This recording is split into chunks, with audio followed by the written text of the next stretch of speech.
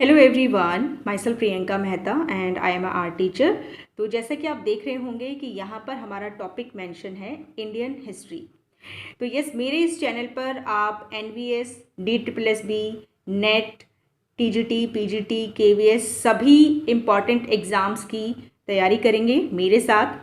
और अगर आपको इसके नोट्स चाहिए हैं तो आप मुझे व्हाट्सएप पे मैसेज कर सकते हैं। मैं मेरा व्हाट्सएप नंबर वीडियो के नीचे मेंशन कर दूंगी।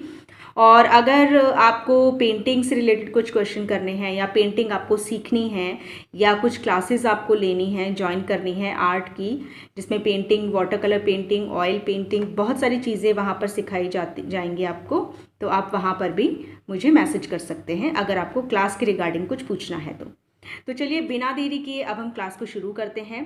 तो यहाँ पर मैं पहले आपको बता देती हूँ कि अगर आपको मेरे द्वारा दी गई जानकारी में कोई भी मिस्टेक लगती है तो आप प्लीज़ मुझे कमेंट बॉक्स में कमेंट कर सकते हैं और आप मुझे उसका सही आंसर के साथ आप मुझे कमेंट बॉक्स में कमेंट कीजिएगा।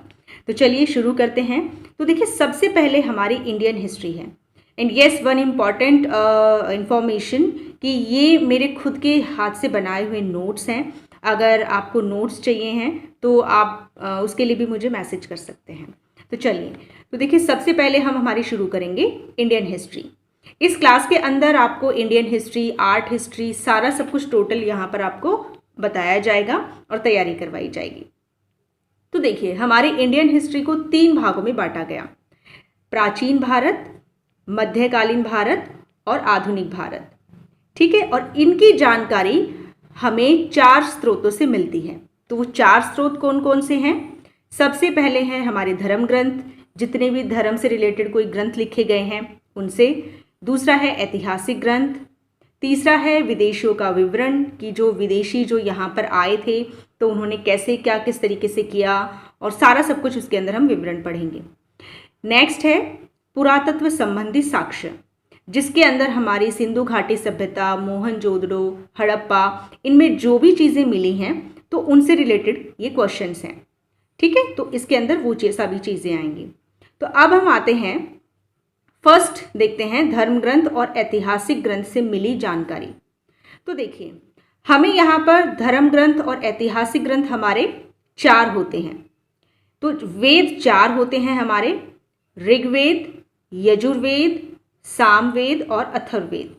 दोस्तों, आप इन चीज़ों का बिल्कुल ध्यान रखिएगा, इन वेदों को बिल्कुल अच्छे से याद करके जाइएगा, क्योंकि इन वेदों से के अंदर छोटे छोटे क्वेश्चंस बना के क्वेश्चन पेपर में दे दिए जाते हैं और आप वहाँ पर कंफ्यूज हो जाते हैं। तो आप इनको जितना ज़्यादा हो सके आप इनको डीपली पढ़ के जाइएगा। अब पढ़ते हैं हम ऋग्वेद में। तो यहाँ पर देखिए, मैं इंपॉर्टेंट चीज़ें ही लिख के लेके आई हूँ। बिल्कुल ऐसा नहीं है कि सारा सब कुछ उठा के मैंने यहाँ पर मेंशन कर दिया, नहीं। जो पढ़ने लायक है, जो पेपर में आने लायक है, वही सारी चीज़ें यहाँ पर मैं आपके साथ शेयर करूँगी। दूसरा है ऋग्वेद। देखिए, ऋचाओं का मतलब होता है मंत्र। तो ऋचाओं के क्रमबद्ध ज्ञान के संग्रह को ऋग्वेद कहते हैं, यानी जिसके अंदर सारे मंत्र बताए गए हैं, सारे मंत्रों का उच्चारण है, उनकी व्याख्या है। तो उसको, उस जो पूरा ज्ञान है उसके अंदर, उसको क्या कहते हैं? ऋग्वेद कहते हैं। ठीक है, अब इसके अंदर कुछ मंडल आते हैं, कुछ सूक्त आते हैं, कुछ मंत्र आते हैं। तो इसमें 10 मंडल हैं, 128 सूक्त हैं और 10,462 ऋचाएं हैं। तो इन चीज़ों का आप खास ध्यान रखिएगा। अब देखिए, इसके अंदर क्या है? पाठकर्ता यानी ऋचाओं को, यानी मंत्रों को पढ़ने वाले ऋषि को होत्रु कहते हैं। ये भी चीज़ ध्यान रखिएगा, ये छोटे क्वेश्चंस में आपसे पूछा जा सकता है। ठीक है, कि मंत्रों को पढ़ने वाले ऋषि को क्या कहते हैं? तो उनको कहते हैं होत्रु। दूसरा है, हमारे 4 वर्ण होते हैं, ये तो सभी को पता है। कौन कौन से? ब्राह्मण, क्षत्रिय, वैश्य और शूद्र। ये ब्रह्मा जी के 4 चीज़ों से निकले हैं। ब्रह्मा जी के मुख से, भुजाओं से, जंघाओं से और चरणों से लिए गए हैं, या हम कह सकते हैं कि ये उत्पन्न हुए हैं। अब इसके बाद इसमें इंद्र के लिए, अब सभी के लिए अलग अलग चीज़ें बताई गई हैं। जैसे इंद्र के लिए 250 व अग्नि के लिए 200 ऋचाओं यानी मंत्रों की रचना की गई है। अब आते हैं इम्पॉर्टेंट नोट कि कौन सी इम्पॉर्टेंट जानकारी है। वेदों के संकलनकर्ता यानी जिन्होंने इनका संग्रह इकट्ठा किया है, तो वेदों के संकलनकर्ता महर्षि कृष्ण द्वैपायन वेद व्यास थे। ये चीज़ आप बिल्कुल ध्यान रखिएगा। और वेद हमें किसका उपदेश देते हैं? वसुधैव कुटुंबकम का। तो ये चीज़ें बहुत, ये छोटे छोटे क्वेश्चंस में आपसे पूछी जाती हैं, तो आप इनको प्लीज़ याद करके जाइएगा। अब आते हैं यजुर्वेद पे। सारे वेद बहुत इंपॉर्टेंट हैं, इसलिए आप इनको बिल्कुल तैयार करके जाइए। अब कहते हैं यजुर्वेद किसे कहते हैं? सस्वर पाठ के लिए, मंत्रों और बलि के समय अनुपालन के लिए नियमों का संकलन यजुर्वेद कहलाता है। ठीक है, तो इनको ध्यान रखिएगा कि जिसके अंदर मंत्र और बलि के समय जितने भी नियमों का पालन किया जाता है, उनके संकलन को यजुर्वेद कहते हैं। अब क्या है कि इसमें सारे यजुर्वेद के अंदर क्या है कि जितने भी यज्ञ होते हैं उनके नियम हैं। ठीक है, तो ये चीज़ ध्यान रखिएगा। और इसमें पाठककर्ता को क्या कहा जाता है? अदरव्यू। और ये जो क्या है, गद्य और पद दोनों में है, यानी पैराग्राफ में भी है और कविता में भी है। ठीक है, तो ये चीज़ ध्यान रखिएगा। दूसरा आता है सामवेद। तो साम का मतलब क्या होता है? ज्ञान।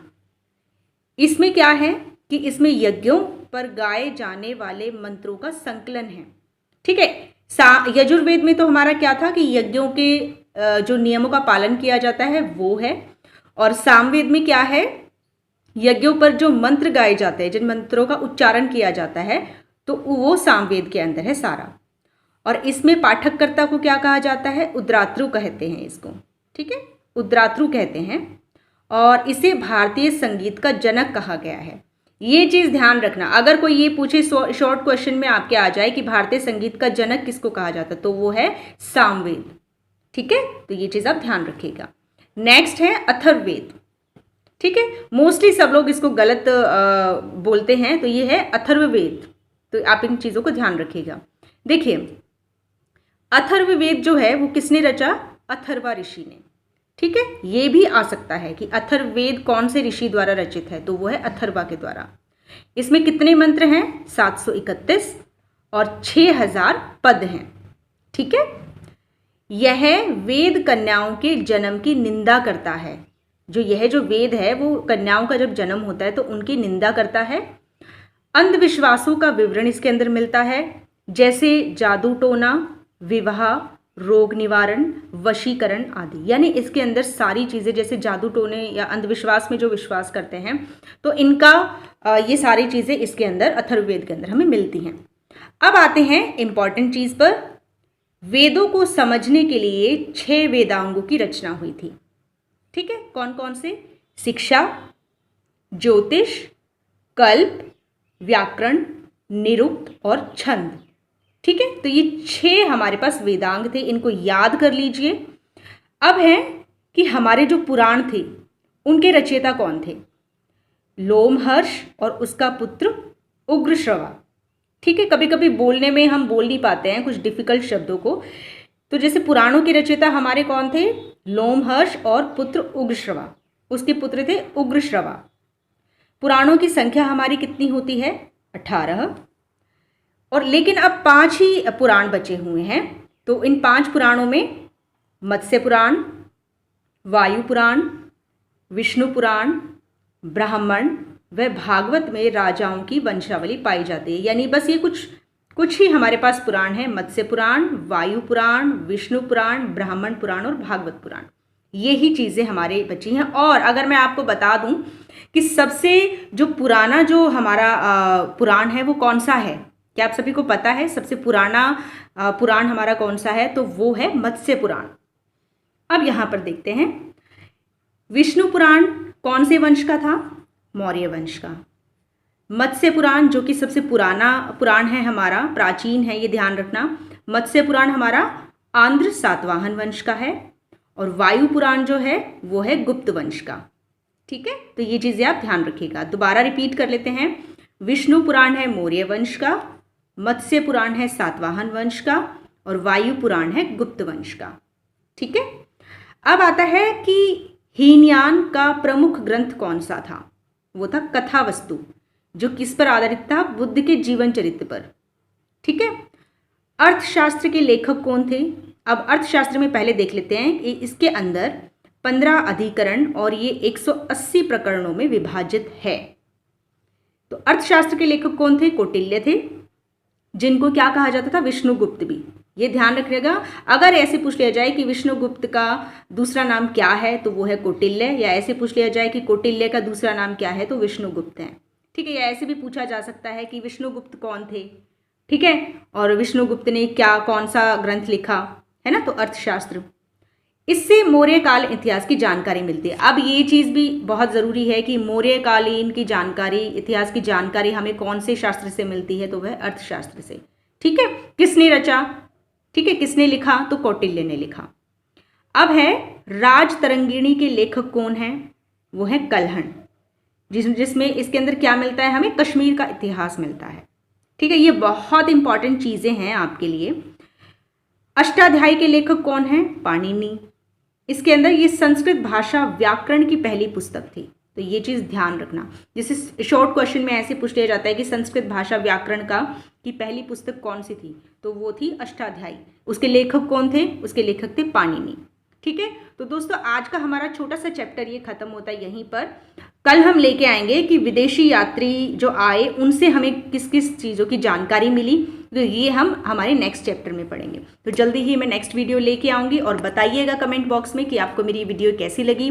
बहुत इंपॉर्टेंट और बहुत बेसिक जानकारी के साथ मैं आपके साथ यहाँ पर आई हूँ, और अब आगे भी आती रहूँगी बहुत सारी वीडियोज़ लेके। एंड मुझे प्लीज़ बताइएगा कि आगे अब आपको इससे कौन सी रिलेटेड वीडियोज़ चाहिए। तो जितने भी हैंडमेड नोट्स हैं, अगर आपको ये लेने हैं, उसके लिए आप मुझे व्हाट्सअप कर सकते हैं। Thank you so much. Bye bye.